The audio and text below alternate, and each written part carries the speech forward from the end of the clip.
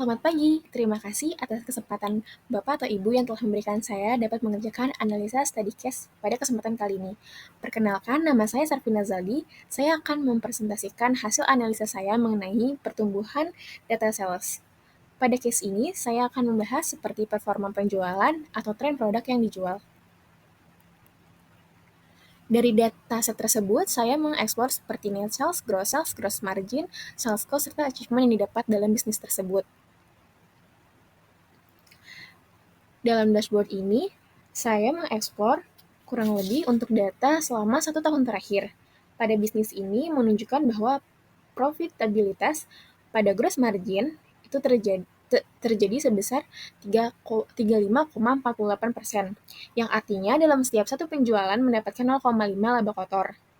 Namun, jika dilihat rasio antara gross sales dan sales cost memiliki gap yang cukup tinggi, yaitu 64,52, di mana perlu mengindikasikan biaya untuk efisiensi seperti operasional, karena gapnya yang cukup tinggi. Kemudian, jika dilihat berdasarkan achievement-nya, ini sudah cukup baik karena terdapat 17,9% achievement yang didapat selama 1 tahun terakhir, yang mendatangkan bahwa potensi dalam bisnis ini cukup baik. Lalu di sini terdapat grafik monthly sales trend selama 1 bulan terakhir, dan di sini ada gross margin-nya.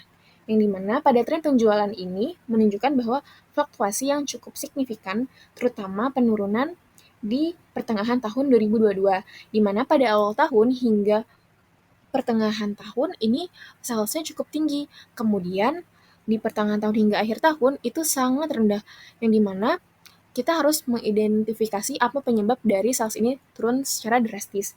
Mungkin bisa jadi karena ada faktor musim, faktor kompetitor, atau faktor internal lainnya. Kemudian terdapat sales growth by product name. Nah, di sini pada produk Code Blade dia merupakan top seller, yang dimana pada 1 tahun terakhir dia memiliki sales yang sangat tinggi. Namun, jika dilihat di akhir periode seperti 6 bulan sebelumnya atau 3 bulan sebelumnya mengalami penurunan. Kemudian untuk data lainnya seperti mozzarella di Giovanni dan Camembert Pierrot, ini dia memiliki pertumbuhan yang cukup baik karena pada 1 tahun terakhir dia memiliki sales yang cukup stabil dengan data beberapa baru ini seperti last 3 months or 6 months. Begitu pula juga si Camembert Pierrot. Kemudian untuk sales growth by produk kategori, di sini beverage merupakan data yang paling besar selama 1 tahun terakhir. Kemudian disusul oleh data si seafood ini, yang dimana si beverage ini juga dia mengalami penurunan selama 3 bulan atau 6 bulan terakhir. Kemudian untuk kategori lain seperti dairy product, kemudian seafood, dia justru mengalami pertumbuhan yang cukup signifikan atau cukup positif yang dapat menjadi peluang ke depannya. Karena di sini jika dilihat berdasarkan lasirnya dan 3 or 6 months-nya itu dia cukup oke gitu, sehingga bisa menjadi kategori yang dapat lebih baik di kedepannya. Lalu, jika distribution berdasarkan city in each country, di sini dapat dilihat bahwa kota-kota besar seperti USA dengan kotanya lebih tepatnya ke San Francisco, ini dia memiliki konsentrasi penjualan yang lebih banyak, ya kan, karena dia semakin ke bawah ini semakin banyak gitu. Lalu kemudian ada juga Jerman, atau lebih tepatnya di kota Berlin, dia juga cukup besar untuk penjualan salesnya. Lalu jika dilihat berdasarkan by country, sales yang paling terbesar ada di USA dan di Jerman, kurang lebih sebesar 22,2% dalam pie chart top 10 countries. Lalu untuk produk analisis, di sini terdapat produk Sri Rodney Scones, dia mengalami penurunan kurang lebih 15%, yang dimana ini perlu dievaluasi ulang produknya dikarenakan Jika dilihat juga berdasarkan threshold-nya itu menggunakan dia kurang dari 10%, lalu dengan periodnya 6 bulan, dengan dia memiliki total sales kurang dari 1.000, dia itu sangat kurang sekali sehingga produk ini perlu ditinjau ulang atau dievaluasi agar ke depannya mengalami sales yang lebih baik. Kemudian untuk produk yang sangat oke, penjualannya oke, itu ada di Gorgonzola Tillino dan Mascarpone Fabioli, yang dimana jika berdasarkan kriteria sales growth-nya itu dia lebih dari 10% dengan melihat periodnya 6 bulan dan besarnya gross margin-nya itu lebih dari 20%, yang dimana ini produk ini layak menjadi prioritas atau pengembangan dari produk bisnis tersebut, sehingga nantinya akan bisa lebih memberikan suatu revenue yang lebih besar. Kemudian untuk insight datanya sendiri, ini terdapat bisnis ini terdapat keuntungan dengan gross margin-nya itu kan sebesar 35,48%, yang dimana setiap satu penjualannya itu dia menghasilkan keuntungan kotornya kurang lebih 0,35. Kemudian jika dilihat rasio antara sales cost dan gross sales-nya ini dia mempunyai gap 64,52, yang dimana ini dapat mengurangi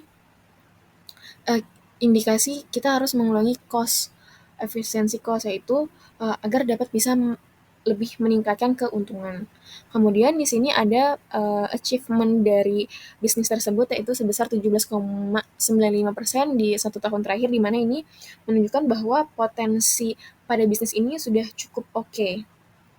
Lalu kemudian terdapat selisih penjualan kotor dan bersihnya itu terdapat selisih atau bisa dibilang ini net sales dan gross sales-nya itu ada gap sebesar 14,639 US dollar, yang dimana mungkin bisa aja terjadi karena sales return, diskonnya mungkin terlalu banyak, atau kemungkinan-kemungkinan lainnya. Kemudian di sini terdapat fluktuasi penjualan. Dari Januari hingga April 2022, ini terdapat penurunan sales yang signifikan setelah akhir tahun.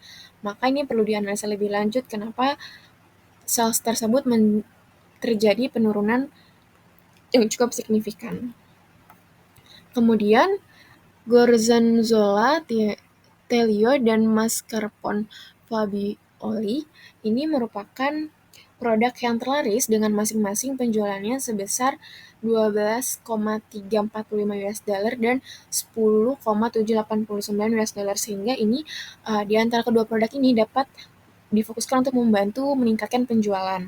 Kemudian jika yang tadi kan produk yang terbaik, lalu juga ada produk yang kemungkinan memang kurang akan penjualannya, yaitu di Sir Rodney Scones, yang dimana dia mengalami penurunan penjualan 15% selama 6 bulan terakhir dengan total salesnya hanya 567. Nah, ini perlu ditinjau lebih ulang. Ini apakah si produknya perlu dievaluasi, perlu di rebranding, atau memang seharusnya di-discontinue aja karena daripada merugikan suatu perusahaan.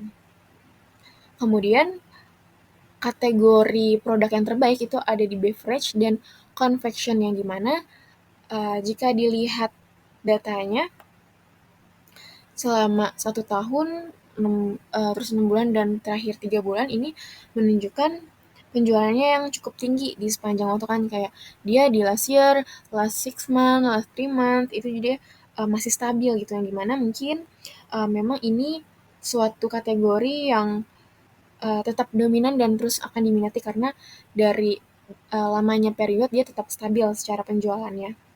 Kemudian terdapat produk unggulan yang dimana Terland Chocolate Biscuit dan Mozzarella di di Giovanni itu merupakan produk yang sangat populer atau penjualannya sangat tinggi.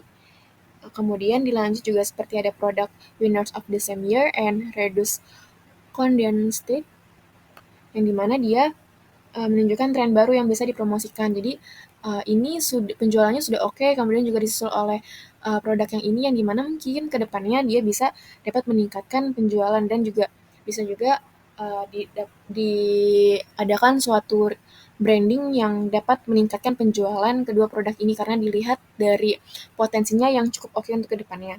Kemudian insight terakhir adalah negara yang memiliki sales terbanyak itu dia ada di USA, Jerman, Prancis, Brazil, and Kanada.